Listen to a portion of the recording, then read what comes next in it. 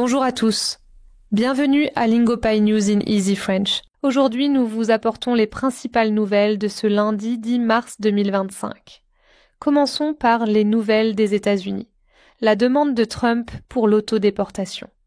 L'administration Trump présente une application controversée pour aider les immigrants illégaux à s'autodéporter, suscitant de grands débats politiques sur la politique d'immigration. La libre agence de la NFL, de grosses décisions s'annoncent.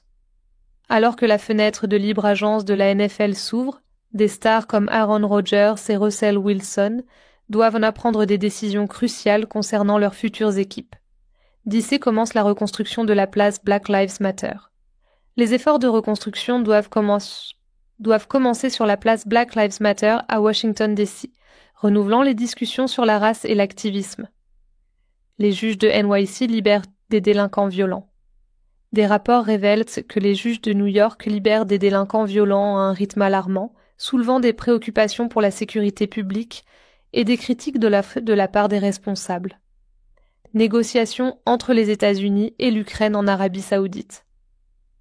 Les tensions augmentent avant des négociations critiques entre les États-Unis et l'Ukraine organisées en Arabie Saoudite, visant à résoudre les problèmes en cours liés à leur partenariat. Passons maintenant aux nouvelles du Canada. Allégation de démission d'un agent de la GRC.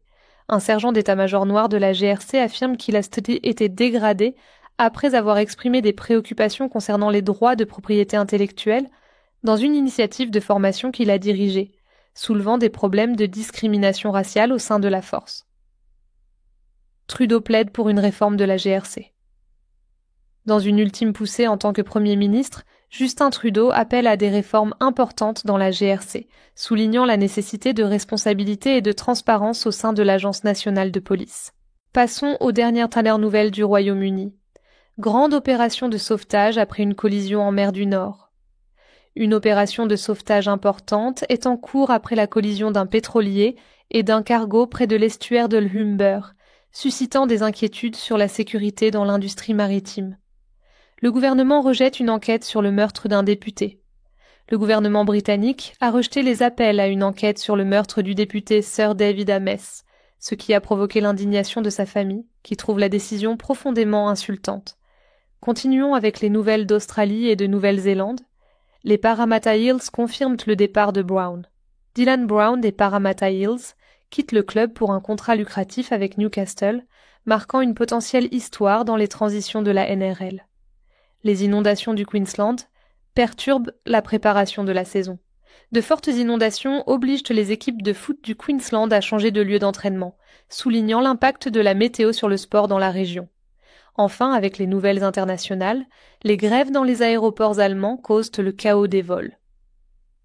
Une grève nationale des travailleurs des aéroports en Allemagne sur des disputes salariales a conduit à l'annulation de centaines de vols, provoquant des perturbations de voyage dans les principaux hubs de transport. Les hackers nord-coréens blanchissent de la crypto volée.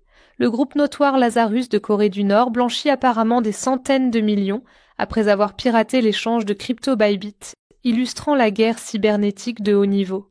Cela conclut nos principales nouvelles d'aujourd'hui. Merci de nous avoir rejoints sur LingoPie News in Easy French. Nous reviendrons bientôt avec une autre mise à jour sur les dernières nouvelles. Merci pour votre attention.